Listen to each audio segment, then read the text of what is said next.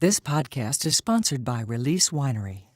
Every wine tells a story. Each growing season, it's our goal to create an artisan Napa Valley wine of exceptional quality.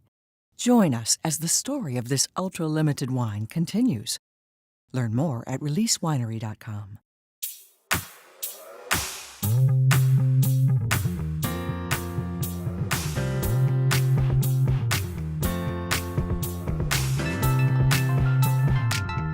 So the long story is, I grew up on a farm in Minnesota, and the farm was called Lone Oak Farm.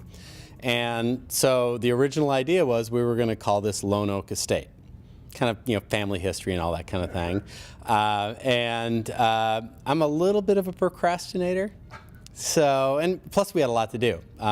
We were establishing the vineyard. I had a day job.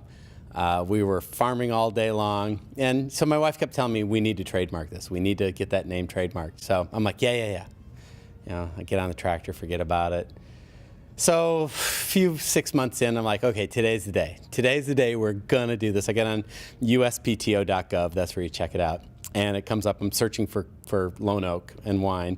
And it says, Robert Mondavi trademarked this 3 weeks ago. Oh, get out of here. Yeah. So I'm like, well, that's a sign. Wow. Yeah. So it's a sign that I'm like an idiot and I should have listened to my wife, right? So at that point, what we decided was, what we were trying to do was to maybe impart a name on it, which really wasn't the place. It was from my childhood, so it wasn't necessarily this place. So my wife and I said, the land will give us its name at one point.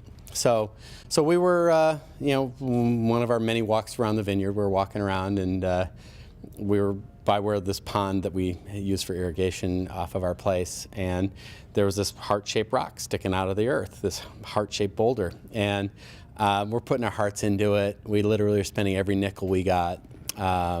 And because we didn't really have many nickels quite at the time. We're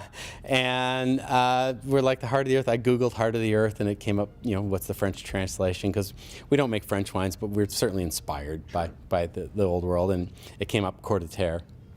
I'm like, well, that sounds kind of cool. So we named it, that's when we came up with Coeur de Terre. And just to finish this story about how I'm kind of not the most, always getting things done, when we're putting in our road, I'm having this guy, Don Rizzu, is this excavator guy. He's putting in the gravel road up to the top of the hill.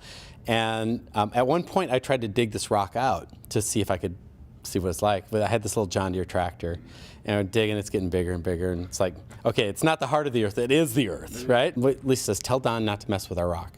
I'm like, yeah, I'll do it. And it's about 100 yards off the road. I'm like, I forgot, right? I didn't tell him.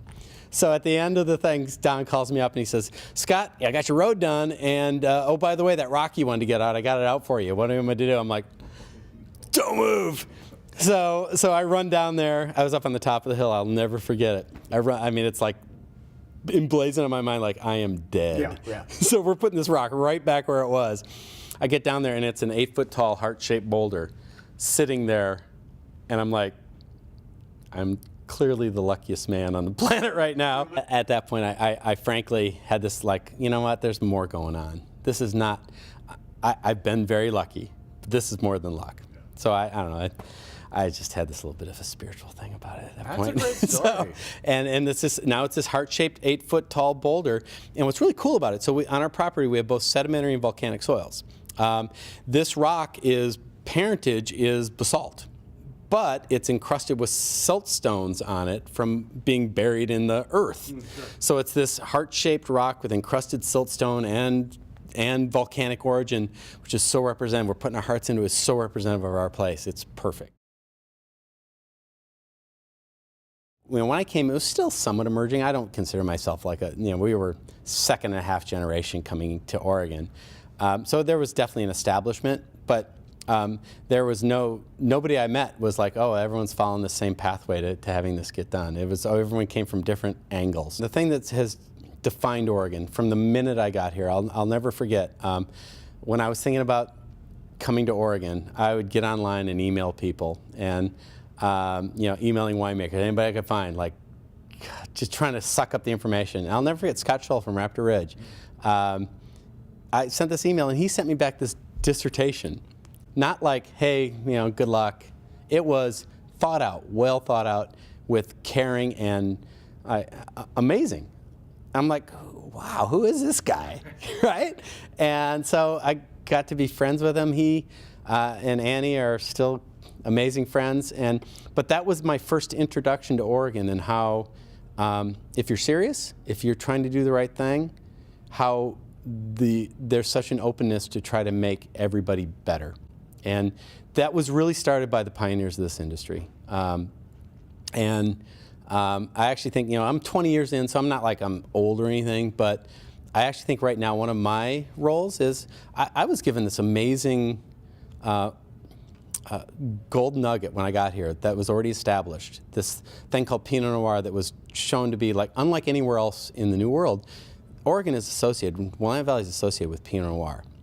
There's no other growing region in North America that is that way. No.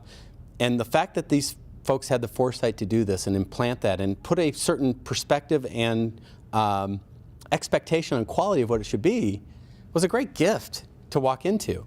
So actually one of my things that I'm really focused on right now in working with Willamette Valley wineries is to ensconce that. So these guys put it in place. Now it's my job that when somebody comes in 20 years, they have that same nugget available to them, that they have that same thing. So it's my job to make sure that as we, well, it's not just my job. I feel like it's my responsibility to ensure that we keep this legacy in place, this legacy of sharing, this legacy of quality, this legacy of purity. And it's something that I really believe in. And I think we're doing great work on that too.